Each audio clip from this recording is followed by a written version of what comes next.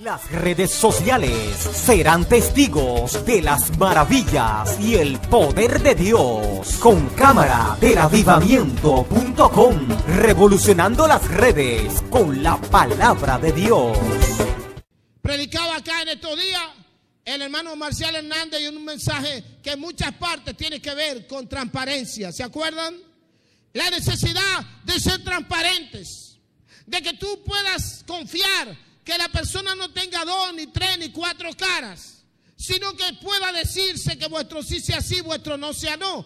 Y entonces aquí encontramos a una iglesia a la que el Señor le dice: yo conozco tus obras. En otras palabras, tienes renombre, tienes nombre de que vives, tienes fama, tienes popularidad, tienes de alguna manera una proyección positiva. Pero recuerda, hermano, que no es lo mismo tener buena fama que tener integridad. Amén. Buena fama y la puede conseguir cualquiera. El prestigio lo puede provocar el hecho de hacer las cosas bien. Pero la integridad la tienen aquellos que han sido lavados por la sangre de Cristo y que son transparentes en realidad. El Señor le está diciendo: tú eres famoso, eso te sobra a ti, tú tienes buena fama, pero no tienes integridad. Es importante eso, muy importante, porque nosotros tenemos muchísimos casos de hermanos que están dando muy mal testimonio y que están haciendo mucho daño a la obra de Dios. Y eso nos duele. Tenemos que ser íntegros en todas las cosas que se nos pone en la mano, en nuestro pensamiento, en nuestro andar, en todas las cosas tenemos que ser íntegros. ¿Quién dice amén? Y el Señor le está llamando a esta iglesia que sea íntegra, que no tenga apariencia, que no viva de apariencias. No es fácil. Yo recuerdo que uno se deja llevar fácilmente por las apariencias.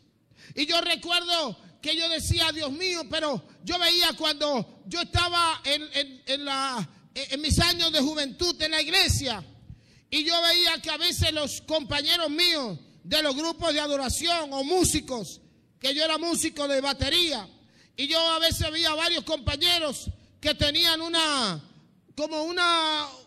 vida como no tan clara, y a veces yo los veía danzando con tanto poder y tantas cosas, y entonces uno de repente llega a pensar y se adapta y llega a pensar: oye, pero está bien, pero de repente uno llega a adaptarse, a pensar en hacer lo mismo. ¿Se ha dado cuenta usted? Porque de alguna manera la gente se acomoda a lo demás. Si yo le trazo un ejemplo negativo, si yo soy un pastor de mal testimonio y ustedes ven que aún así me va bien, de repente usted dice: caramba, pero yo puedo hacerlo, porque si el pastor lo hace, yo también. Pero déjeme decirle que usted no puede caer en esa trampa, porque el Señor me tendrá mi propia forma de corregir, pero usted tiene que seguir el ejemplo correcto. Amén. Aún yo le dé un mal ejemplo, usted no lo tiene que repetir. Claro, no lo debo hacer, pero usted me entiende que Dios me llamará a juicio a mí y lo llamará a juicio a usted individualmente,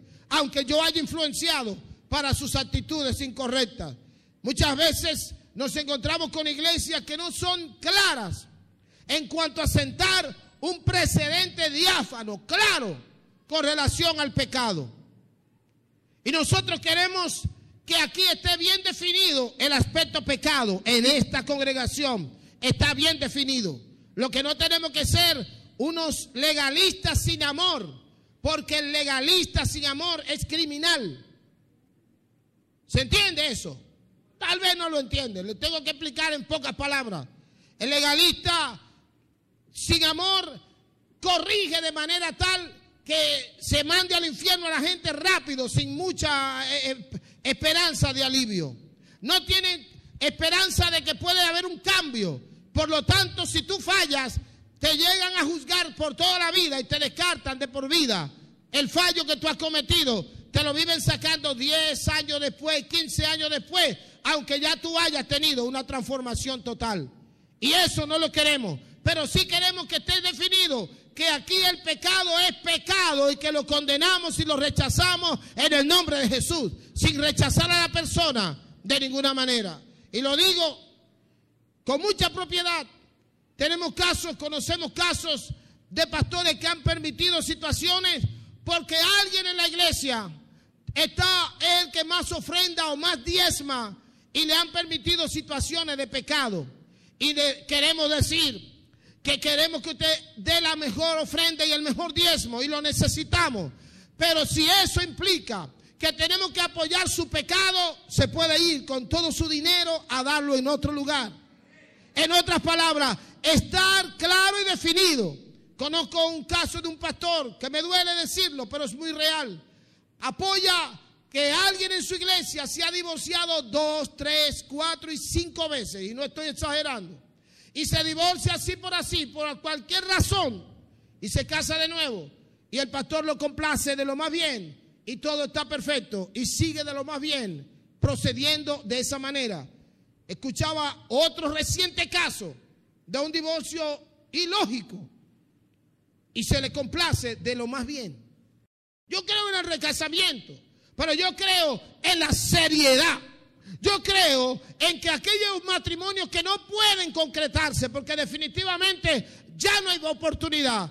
Yo creo que no puede quedarse solo y quedarse quizá en pecado y meter la pata por ahí. Pero yo sí creo que tú tienes que ser íntegro con tu esposa. Y si tú no eres íntegro con tu primera esposa y no hiciste nada para salvar tu primera esposa, ¿qué garantiza que tú vas a ser íntegro con tu segunda esposa? Y la iglesia tiene que exigirte eso y decirte, claro, tienes que arrepentirte y tienes que buscar de Dios. Y en esta casa queremos que quede claro, no queremos apariencia, queremos una iglesia verdaderamente transparente. Y yo se lo pido en el nombre de Jesús. Tiene que ser transparente, tiene que ser de una sola cara, tiene que ser marido de una sola mujer, mujer fiel a tu esposo, que se somete a tu esposo, que está dispuesta a trabajar para la salvación de tu familia. Si eres ministro en un ministerio, ejerciendo un ministerio, tiene que ejercer un ministerio que glorifique a Dios y que se pueda creer en ti.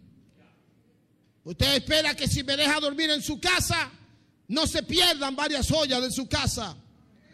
Usted espera que de alguna manera podamos creer en que si yo le digo, dame tus niños, déjame ir con ellos, usted sepa que van a volver sanos y sin problema. En otras palabras, o si me deja ir con su esposa a algún lugar, sepa que la vamos a valorar y a respetar grandemente como ella se merece. En otras palabras, tenemos que ser gente no como la gente de Sardis en su mayoría, sino como la gente de Filadelfia, de la cual vamos a hablar en breves momentos, que era una iglesia de poca fuerza, pero que había mantenido el nombre del Señor en alto.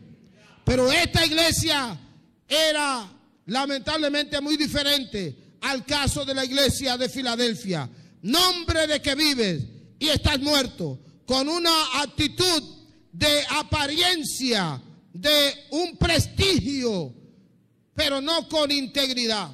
Y entonces el Señor le advierte, advertencia para la iglesia de Sardis, pero advertencia para mí mismo y para ti. Sé vigilante. Versículo 2. Sé vigilante. Repito, sé vigilante. Repito a los de allá atrás, sé vigilante. ¿Cómo así? En base a lo que el Señor le dice a Apocalipsis, a Sardis, afirma las otras cosas que están para morir. En otras palabras, tú te estás muriendo, ya tú estás muerto, pero algunas cosas están vivas. Sosténlas vivas, no dejes que mueran. Ya hace tiempo que descuidaste el buscar de Dios. Retoma la búsqueda espiritual con tu Señor. Ya hace tiempo que ya tú no estás con Cristo en primer plano. Colócalo en el lugar correspondiente de nuevo. Te descarriaste, te apartaste. Tus hijos van a seguir tus pasos. ¿Sabías? Los niños de ustedes son mis hijos y yo los valoro tanto. Y ellos pagan porque yo los salude. Y vienen y me saludan con cariño, como hacía Robert hace un momento, este niño aquí delante. Me admiran porque yo les dedico tiempo. Pero saben, yo he perdido a algunos de esos niños porque sus madres o sus padres ya no vienen a la iglesia. Y los pierdo a los grandes y los pierdo a los chicos. Oiga, porque ellos no pueden venir solos y sus madres ya no vienen. A veces se van a otra iglesia y me siento bien. Pero yo estoy hablando de gente que se descarría, que se desconecta y que por lo tanto desconecta a sus hijos también. El hecho de que esos niños me tengan a mí como un papá y como un amigo, eso tiene para esos niños un valor extraordinario, ¿sí o no? Es una honra para ellos. Claro, para mí también, pero ustedes saben a lo que me refiero. Que esos niños tengan el calor de un pastor. Eso tiene un valor extraordinario. Y eso usted no lo puede descuidar. En otras palabras, si por ejemplo la misma Chavera y Domingo dijeran, no voy a volver más a esa iglesia, solo por el niño que tienen, que es mi gran amigo, deberían decir yo vuelvo para allá, porque el niño me ama y me aprecia muchísimo. En otras palabras, usted tiene que ser vigilante. Estamos hablando de temas de familia durante este mes que viene. Queremos muchos temas de matrimonio. Sé vigilante por dónde se te está dañando el matrimonio. Sé vigilante por dónde no estás siendo fiel con tu esposa. Sé vigilante por dónde puede meterse el diablo. ¿Dónde está metido? ¿Por dónde ya se metió? ¿Por dónde puede entrar? ¿Por mi moral? ¿Por mis palabrotas impías? ¿Por mi temperamento impulsivo? ¿Por medio de mi depresión y tristeza y melancolía permanente? ¿Por dónde se puede entrar el diablo? Sé vigilante y repréndelo en el nombre de Jesús. Sé vigilante. ¿Dónde ya yo no soy usado como antes? ¿Dónde que ya yo no estoy en el mismo propósito? ¿Dónde que ya no está Cristo en el centro de mi vida como antes estaba? Si es su caso, sé vigilante y no deje morir lo que todavía está vivo.